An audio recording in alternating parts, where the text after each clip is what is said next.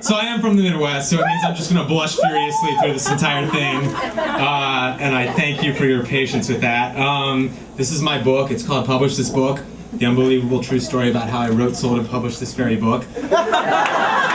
And, you know, we're all writers, so it's about how how a guy publishes a book. But I'm going to read a little excerpt from it. And this is from a chapter called Where to Begin.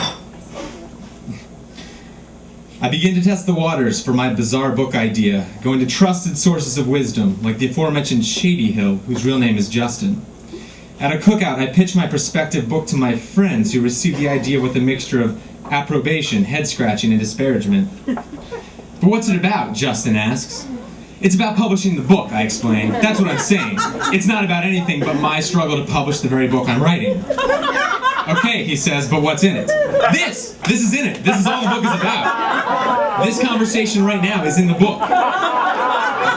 That sounds boring as shit, he says. But that's the point. It should be boring, but it won't be. It will be hilarious just because it's such a ridiculous concept. Another friend asks, wait, so am I in your book? Yes, I say. Although now I think I'll put all of you together as some type of anonymous composite character so as not to inflate your egos.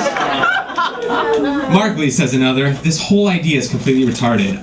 Ah, I say wisely, there are no retarded ideas. Only retarded people who come up with the ideas. Footnote, this is a very heavily researched book, so there are a lot of footnotes.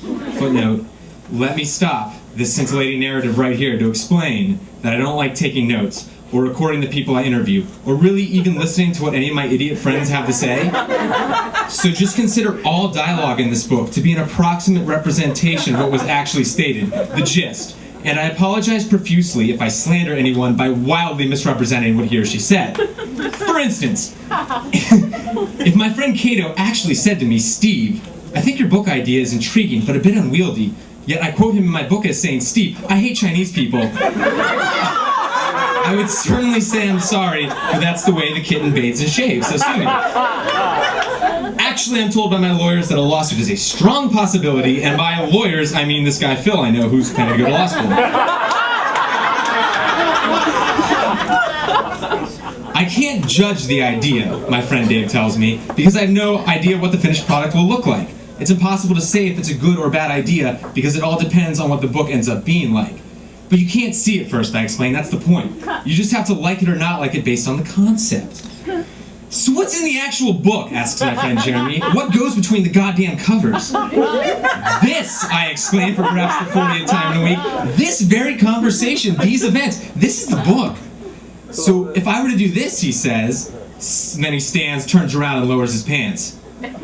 Exactly, I say, and that dumb shit you just did will be in the book. Footnote, yeah, fuck you, Jeremy. When I ask my ex-girl, oh, we're getting to the sexy part, hold on.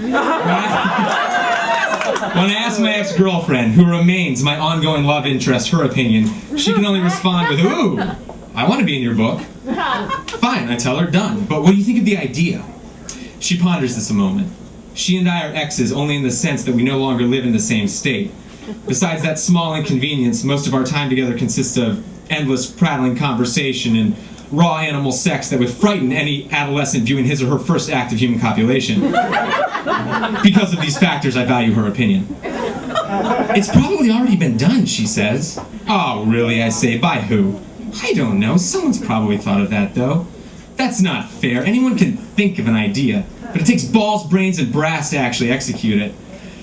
Look, she says, why don't you just relax and let me strip you naked so I can shove your enormous throbbing man love inside of me until I orgasm so fucking hard and loud that the neighbors call the police and make their children hide in the closet. Footnote, this may be an instance where I'm not quoting as faithfully as I should.